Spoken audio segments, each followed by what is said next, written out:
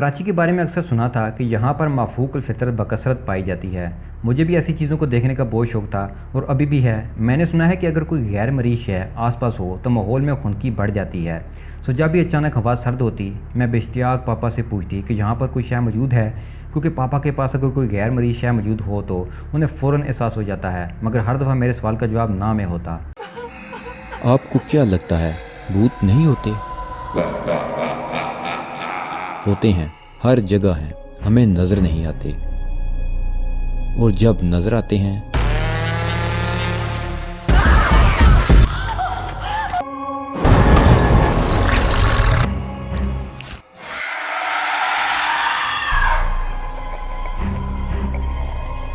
मुझे अच्छी तरह याद है कि मैं जिस स्कूल में पढ़ती थी उसके बराबर में ही एक गवर्नमेंट का स्कूल था।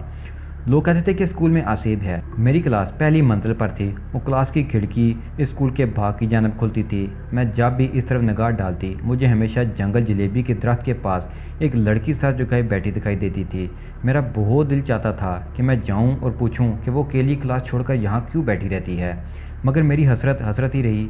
मुझे बहुत हैरत हुई जब मैं 5 साल बाद अचानक अपने स्कूल गई और अपनी क्लास देखने की ख्वाहिश में उस खिड़की के पार देखा तो वही मंजर जूं का तूं था। वो लड़की जंगल जलेबी के दरख्त के नीचे उसी हालत में सर झुकाए बैठी थी। ये मेरी ज़िंदगी का नाकाबिले फरमोश वाक़या था। लेकिन मैं आपको अपने पापा के बारे में बता दूँ कि उनका अक्सर ऐसी चीज़ों से टकराव होता रहता है।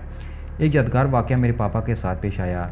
मन और अन सुनिए। बच्चों के साए वाल शिफ्ट होने के बाद मैं सरजा आ गया। एक दोस्त के साथ कमरा शेयर करने लगा। किसी ज़माने में जब यहाँ ज़्यादा आबादी नहीं थी तो यही मशहूर था कि यहाँ गैर मरी मखलूक का मस्कन है, मगर अब जो इंसानों की आबादी में इजाफा हुआ तो शायद मखलूक नकल मकानी कर गई।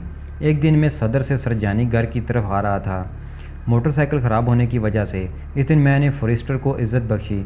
सवारियाँ सब ही अपनी अपनी मंजिल पर उतर चुकी थीं, सिर्फ मैं ही रह गया था। सरजानी की तरफ जाते हुए एक मोड़ पर 13-14 साल का लड़का खड़ा रक्शे को हाथ हिला रहा है। रक्शे वाले ने रक्षा रोक कर उसे जगह पूछी। उसने अगला चौक जाना था। रक्शे में जगह तो थी ही, इसलिए उसे भी बिठा लिया। उसे बैठे कुछ देरी हुई थी कि रक्षा भारी होना शुरू हो गया। जैसे ही मुझे एहसास हुआ, मैंने मुड़कर देखा तो जिस जगह से वो बच्चा बैठा था वहाँ से उसकी टांगें लंबी होती जा रही थीं, जबकि वो बच्चा बिल्कुल बेखबर इर्द गिर्द से बेनियाज बैठा हुआ था। जो जो फासला बढ़ता गया उस बच्चे की टांगें भी लंबी होती गईं। रक्षा वाला भी इस बात से बेखबर रक्षा चला रहा था। जब उस बच्चे की मंजिल आई तो उसकी टांगें मेरे देखते ही सिकुड़ गईं और वो एक नॉर्मल इंसान की तरह बन गया। उतरने के बाद वो एक मोड़ पर एक गड्ढे में उतरकर गायब हो गया। इस सारे अमल के दौरान मुझे खौफ महसूस नहीं हुआ, बल्कि मैं ये सोचता रहा कि इसका तल्लुक जिन्नात की नस्ल से था या किसी और मखलूक से। रक्शे वाले को इस बारे में मैंने कुछ नहीं बताया कि वो किसी डर या खौफ से कोई हादसा ही ना करवा बैठे।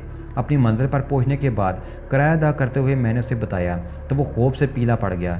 ये आज तक समझ ना आया कि उसका तल्लुक किस मखलूक से था और इंसानों की दुनिया में किस काम से आया था। जो भी हो, कुदरत के राज ना पहले कोई जान पाया है और ना शायद कभी कोई जान पाएगा।